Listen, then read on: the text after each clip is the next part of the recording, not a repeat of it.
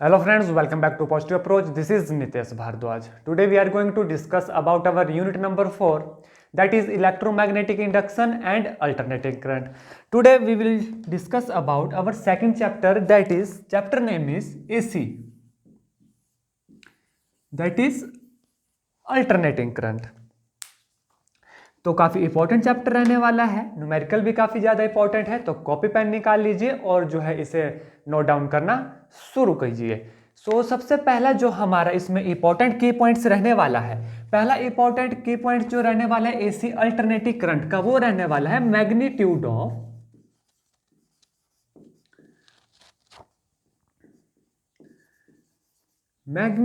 Of alternative current, कि AC का जो मैग्नीट्यूड होता है किसके द्वारा दर्शाया जाता है, वो दर्शाया जाता है आई, which is equal to I not sine of omega T. इसे लिखा जा सकता है I not cos of omega T. अब यहां पर दो कॉन्सेप्ट है, what is this I not. ये जो आई नॉट है ये है हमारे पास मैक्सिमम वैल्यू ऑफ आई, ठीक है, और ये जो आई है हमारे पास ये है instantaneous value of current, instantaneous value of current. ये आई और आई नॉट में जो है कंफ्यूज नहीं होना है, ध्यान से समझ लीजिए, क्योंकि जो आगे हम की पॉइंट करेंगे, न्यूमेरिकल करेंगे, वहां पर आई नॉट का बहुत ज्यादा यूज होने वाला है। तो अभी अपने दिमाग में से बिठा लीजिए कि आई है हमारे पास instantaneous value of current, I not है हमारे पास मैक्सिमम यानी पीक वैल्यू ऑफ करंट। इसके बाद आता है हमारे पास ईएमएफ। ईएमएफ जो है इन केस ऑफ एसी में जो ईएमएफ का मैग्नीट्यूड होता है किसके द्वारा दर्शाया जाता है, वो दर्शाया जाता है e which is equal to e not sine of omega t, और इसे और लिखा जा सकता है e not cos of omega T. अब यहां पर भी कंफ्यूज नहीं होना है, ये जो ई है ये है इंस्टेंटेनियस वैल्यू ऑफ ईएमएफ, और ये जो ई नॉट है ये है maximum value of EMF, that is peak value of EMF. Current और ईएमएफ में भी कंफ्यूज नहीं होना है। फॉर एग्जांपल मान लीजिए कोई डीसी सर्किट है हमारे पास, कोई डीसी सर्किट है, उसके लिए जो हमने चार्ज देना है, उसको कोई चार्ज देना है, तो उसका जो प्राइमरी सोर्स होता है डीसी सर्किट का वो होती है बैटरी। उस बैटरी को ईएमएफ कहा जाता है, जो बैटरी है वो सोर्स है ईएमएफ का डीसी सर्किट में। और हम पढ़ रहे हैं यहां पर एसी सर्किट। एसी सर्किट में दो चीजें एक्स्ट्रा होती हैं, वो मैं आपको बता दूं। जो फर्स्ट चीज है, जो फर्स्ट जो एलिमेंट है वो होता है इंडक्टर। जो एसी में एक्स्ट्रा होता है इंडक्टर, और दूसरा होता है इसमें कैपेसिटर। ये दो एलिमेंट्स जो हैं, ये दो चीजें जो हैं, ये डीसी सर्किट से ज्यादा होती हैं किसमें, एसी सर्किट के अंदर। इंडक्टर, कैपेसिटर और एक होता है रेजिस्टेंस, वो डीसी सर्किट के अंदर भी होता है। तो एसी में क्या एक्स्ट्रा हुआ, एक तो इंडक्टर, दूसरा कैपेसिटर। और ये दो फार्मूलाज आपको आनी चाहिए। मैग्नीट्यूड ऑफ एसी, जिसमें आई क्या है instantaneous value of current, I not है maximum value. Similarly e is instantaneous value of EMF and e not is maximum यानी पीक वैल्यू ऑफ ईएमएफ। ये समझ लीजिए, ध्यान से दिमाग में बिठा लीजिएगा, क्योंकि आगे जो है इसका काफी ज्यादा रोल रहने वाला है। उसके बाद देखिए ये ओमेगा क्या है, ओमेगा भी मैं आपको बता देता हूं। ओमेगा है एंगुलर फ्रीक्वेंसी, जिसे डिनोट किया जाता है 2 पाई ओवर टी से, which is also equal to 2 pi nu, जहां पर न्यू क्या है फ्रीक्वेंसी, बिकॉज न्यू कितना होता है 1 ओवर टी। ये न्यूमेरिकल में काफी ज्यादा जो है यूज किए जाते हैं, तो ध्यान रखिएगा। नेक्स्ट देखिए वोल्टेज जो है हमारा, नेक्स्ट आएगा voltage across inductor, that is V which is equal to L di over dt। ये फॉर्मूला भी आपको याद होना चाहिए, आगे जो है न्यूमेरिकल्स में यूज होगा। इसके बाद देखिए नेक्स्ट आता है हमारे पास हेल्महोल्ट्ज इक्वेशन, जो काफी ज्यादा इंपॉर्टेंट है। क्या है हेल्महोल्ट्ज इक्वेशन, क्या इक्वेशन है ये, पहले मैं आपको इक्वेशन लिखा देता हूं, फिर बताता हूं कि किस काम के लिए जो है ये इक्वेशन निकाली गई थी। हेल्महोल्ट्ज इक्वेशन बोलती है आई which is equal to I not into 1 minus e की power minus t over tau. अब ध्यान दीजिए, देखिए आई मैं बार बार अब नहीं बताऊंगा आई क्या है आई नॉट क्या है, ये चीज अब आपको पता होनी चाहिए। अब देखिए हेल्महोल्ट्ज इक्वेशन बोलती है कि i is equal to I not, और ये जो इक्वेशन है ये बताती है rate of growth of current. किसे बताती है, मैं यहां पर लिख देता हूं, rate of growth of current. इस इक्वेशन के द्वारा rate of growth of current जो है बताया जाता है। देखिए मान लीजिए ये हमारे पास, इस तरफ हमारे पास आई नॉट है और इस तरफ हमारे पास टी है। इसका सिग्निफिकेंस क्या है, ये हमारे पास कर्व रहता है,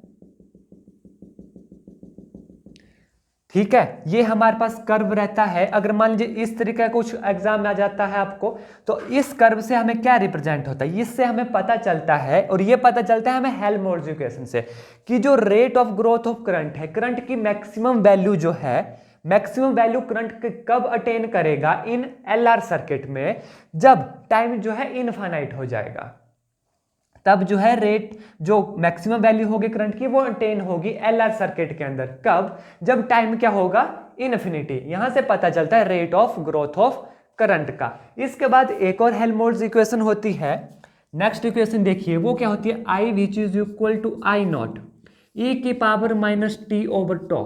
ये इस हेल्महोल्ट्ज की सेकंड इक्वेशन है। ये बताती है rate of DK of current, rate of DK of current, जहां पर ये जो टॉ है, टॉ यहां पर है टाइम कांस्टेंट। क्या है, time constant. This equation represent rate of DK of current. और देखिए ये वाली इक्वेशन जो है rate of growth of current. यहां से भी एमसीक्यू बन सकता है एग्जाम में, आपको ये इक्वेशन पहचानना आनी चाहिए। और एक और क्वेश्चन पूछा जा सकता है कि एलआर सर्किट में जो है मैक्सिमम करंट कब अटेन होगा। तो आप इस ग्राफ से देख सकते हैं, देखिए मैक्सिमम करंट यहां पे जो है इन्फिनिटी, टाइम इन्फिनिटी, जब टाइम जो है इन्फिनिटी को अप्रोच करेगा तो एलआर सर्किट के अंदर जो है मैक्सिमम करंट अटेन किया जाएगा। आई होप ये इंपॉर्टेंट की पॉइंट्स आपको समझ आ गए होंगे और आपने नोट डाउन जो है कर लिया होगा।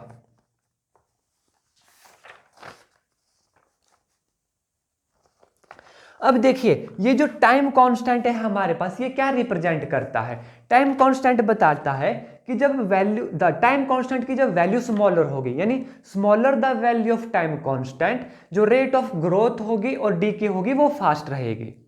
क्या बोल रहा है, स्मॉलर द वैल्यू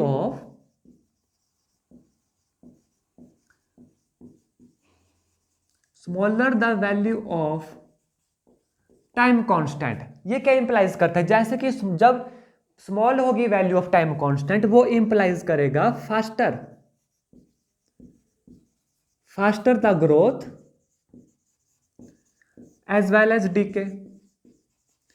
कि जब टाइम की वैल्यू कम होगी तो अगर ग्रोथ होनी होगी वो भी फास्ट होगी, और जो डीके होना होगा वो भी फास्ट होगा। किस पॉइंट पे, जब टाइम की वैल्यू जो टाइम कांस्टेंट है उसकी वैल्यू क्या रहेगी, कम रहेगी, यानी छोटी रहेगी। आई होप ये पॉइंट आपने जो है नोट डाउन कर लिए होंगे, काफी इंपॉर्टेंट की पॉइंट है। इसके बाद मैं इसके ऊपर आपको न्यूमेरिकल भी करवाऊंगा।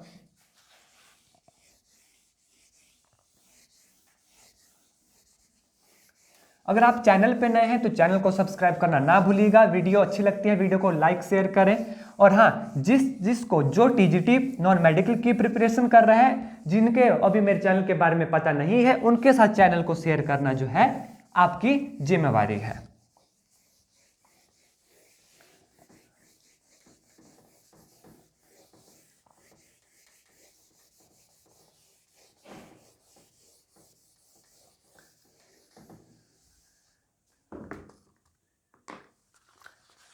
नेक्स्ट की पॉइंट करने से पहले जो है मैं आपको एक न्यूमेरिकल करवा देता हूं, जो अभी हमने फॉर्मूला किए। उसके बाद जो है नेक्स्ट की पॉइंट हम शुरू करते हैं। पढ़िए न्यूमेरिकल, पढ़िए पहला। A cell of 1.5 volt is connected across an inductor of 2 milli henry in series with a 2 ohm resistor. What is the rate of growth of current immediately after cell is switched on. देखिए क्या दिया गया है, voltage दी गई है, यानी EMF दिया गया है हमें which is equal to 1.5 volt. उसके बाद कहा गया कि इंडक्टर L जो है 2 मिली हेनरी है which is equal to 2 into 10⁻³ H। Resistance भी दिया गया है कितना 2 ओम। और उसके बाद बोला गया है what is the rate of growth of current immediately after cell is switched on.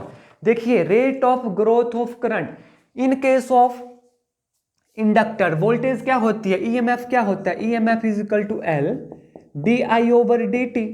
हमसे पूछा गया है rate of growth of current di/dt निकालना है, तो कितना हो गया, L इस तरफ आ जाएगा, E/L हमारे पास निकल जाएगा, कितना आएगा वो, E कितना है हमारे पास 1.5 वोल्ट डिवाइडेड बाय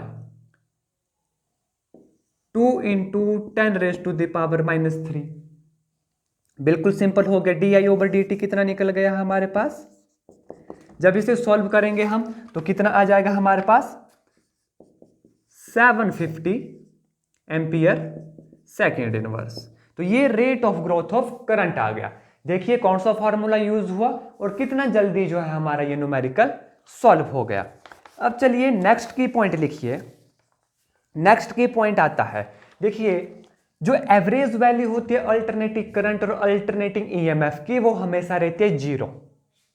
ठीक है, क्योंकि जो अल्टरनेटिव करंट होता है उसमें पॉजिटिव साइड भी रहती है और नेगेटिव साइड भी रहती है। जब इन्हें ऐड किया जाता है इसकी एवरेज वैल्यू या टोटल वैल्यू निकाली जाती है करंट की और EMF की किसी सर्किट में, तो हमेशा आती है 0। बिकॉज इसमें देखिए पॉजिटिव ग्राफ भी रहता है और नीचे वाला नेगेटिव ग्राफ भी रहता है। तो ये अपने दिमाग में जो है बिठा के रखिएगा। और एक और की पॉइंट रहता है कि जो मीन एंड एवरेज वैल्यू होती है AC ओवर पॉजिटिव हाफ वो होती है 0.637 time the peak value of AC। क्या कह रहा है, देखिए नेक्स्ट की पॉइंट है हमारे पास कि जो पॉजिटिव हाफ होता है उसकी जो एवरेज वैल्यू होती है वो होती है 0.637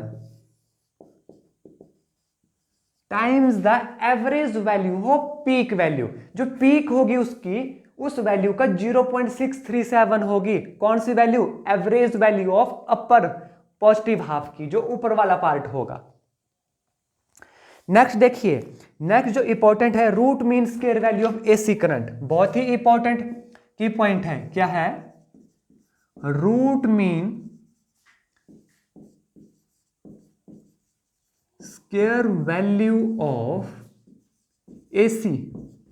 ठीक है, किससे डिनोट किया जाता है, इसे डिनोट किया जाता है IV के साथ, which is equal to I0 divided by 2। अब देखिए एक और टर्म आ गई हमारे पास IV, which is root mean square value of alternative current. I0 क्या है, maximum peak value of current, I क्या है, इंस्टेंटेनियस वैल्यू ऑफ करंट। तो ये किसके बराबर होता है, ये होता है 0.707 I0। ठीक है, और यहां से देखिए इंस्टेंटेनियस पीक वैल्यू कितनी निकलेगी, I0 is equal to under root value है ये √2 टाइम ऑफ IV।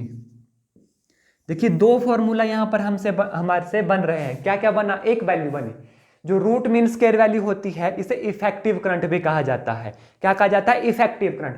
जो इफेक्टिव करंट होता है उसकी वैल्यू होती है I0 by √2, that is 0.707 time that of highest value, that is peak यानी मैक्सिमम वैल्यू। और यहां से देखिए मैक्सिमम वैल्यू में निकल जाएगी अगर ये गिवन होगा √2 टाइम ऑफ IV।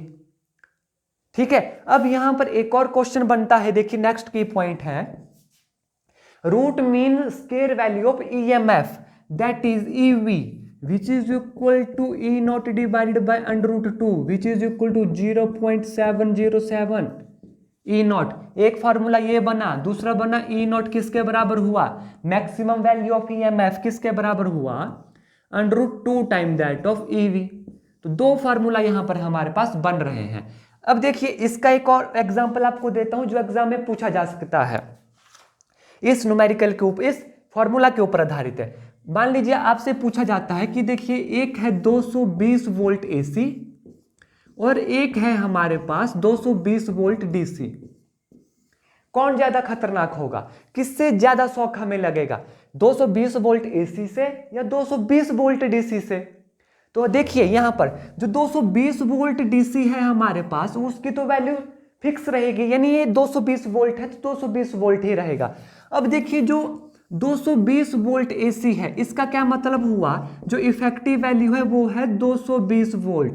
ठीक है, जो हाईएस्ट पीक जाएगा इसका वो कितना होगा, e not which is √2 time that of EV, that is 220 volt. देखिए हाईएस्ट क्या होती है, e not highest value of EMF. ठीक है, तो जो हाईएस्ट शॉक होगा इसका, जो हाईएस्ट पीक वैल्यू होगी वो होगी ई √2 टाइम ऑफ दिस। √2 कितना होता है 1.414 मल्टीप्लाई बाय 220, ये अप्रोक्सीमेट आता है 311 वोल्ट के बराबर। तो देखिए जो 220 वोल्ट एसी है वो प्रोड्यूस करता है 311 वोल्ट का हाईएस्ट पीक, और जो 220 वोल्ट एसी है वो तो फिक्स रहेगा 220 वोल्ट ही। तो अब देखिए किसमें ज्यादा शॉक लगेगा हमें, किसमें ज्यादा पावर है, तो 220 वोल्ट एसी जो है ज्यादा खतरनाक है। तो इस चीज को ध्यान रखिएगा, बहुत ही इंपॉर्टेंट न्यूमेरिकल जो है ये एग्जाम में पूछा जा सकता है। आई होप ये सारे पॉइंट्स आपने लिख लिए होंगे। अब इनके ऊपर एक और न्यूमेरिकल मैं आपको करके बता देता हूं, इन फॉर्मूलाज के ऊपर।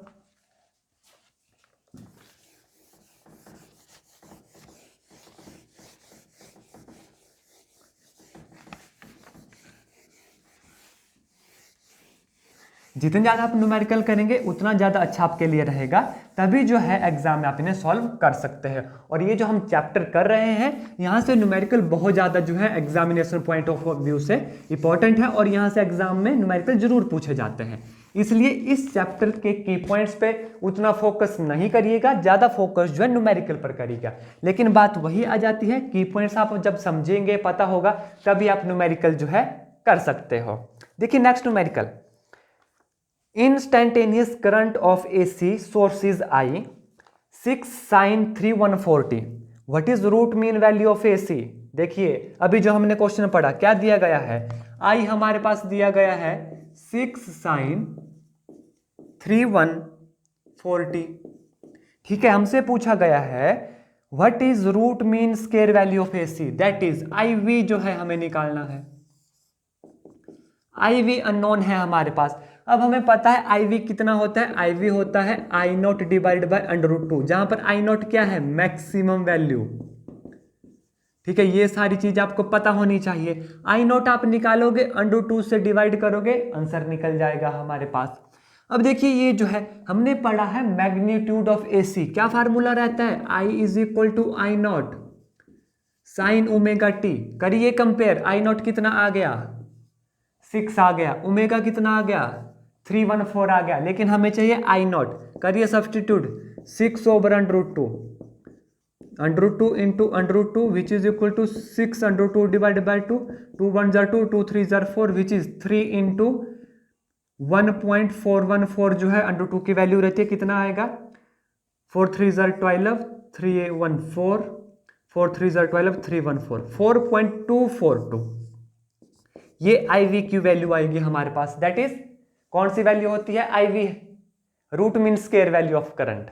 I नॉट क्या रहता है, maximum value of current. I क्या रहती है, इंस्टेंटेनियस वैल्यू ऑफ करंट, और इसे IV को इफेक्टिव वैल्यू ऑफ करंट भी कहा जाता है। तो आई होप न्यूमेरिकल आपको अच्छे से समझ आ गया होगा। कोई डाउट क्वेरी रहती है कमेंट करके जरूर बताएं। नेक्स्ट क्वेश्चन देखिए, What is the instantaneous voltage of AC supplied 220 volt and 50 Hz? Instantaneous voltage पूछा गया है, AC सप्लाई कितनी दी गई है 220 वोल्ट की, यानी देखिए EV जो है हमें दिया गया है 220 वोल्ट। ठीक है, और जो फ्रीक्वेंसी है दैट इज न्यू कितनी दी गई है 50 हर्ट्ज दिया गया है। हमसे क्या पूछा है, इन what is instantaneous voltage. Instantaneous voltage क्या होता है, E which is E not by √2। ठीक है, ये हमने निकालना है इंस्टेंटेनियस वोल्टेज। माफ कीजिएगा, ये वैल्यू है EV की। ठीक है, हमने इंस्टेंटेनियस वो कितना होता है E which is equal to E not sine of omega t. ये वैल्यू हमने निकालनी है क्योंकि इंस्टेंटेनियस वैल्यू पूछा गया है। व्हाट इज इंस्टेंटेनियस वोल्टेज पूछा गया, तो ई नॉट साइन ओमेगा टी। हमने जो है ई नॉट की वैल्यू निकालनी है, ओमेगा की वैल्यू निकालनी है, आंसर हमारे पास आ जाएगा। अब देखिए ई नॉट की वैल्यू यहां से निकल जाएगी बिकॉज ई वी हमारे पास गिवन है। तो ई नॉट कितना आ गया देखिए, ई नॉट आ गया √2 इंटू 220 वोल्ट। ठीक है, कितना आ गया, तो वो हो गया अप्रोक्सीमेट 311 वोल्ट के बराबर, जो अभी मैंने आपको न्यूमेरिकल करवाया था। करिए सब्स्टिट्यूट यहां पर, e which is equal to e not, e not कितना आ गया 311 साइन ओमेगा टी, ओमेगा कितना होता है 2 पाई न्यू, 2 पाई न्यू, देखिए 2 पाई न्यू, न्यू कितना है 50, 5 2 जार 100 पाई इंटू टी। तो ये हमारे पास इंस्टेंटेनियस वैल्यू ऑफ ईएमएफ यानी इंस्टेंटेनियस वैल्यू ऑफ करंट आ गई। तो आई होप आपको जो है न्यूमेरिकल अच्छे से समझ आ गए होंगे। फिर भी कोई डाउट क्वेरी रहता है कमेंट करके जरूर बताएं। आज की वीडियो में बस इतना ही। धन्यवाद। जय हिंद, जय भारत।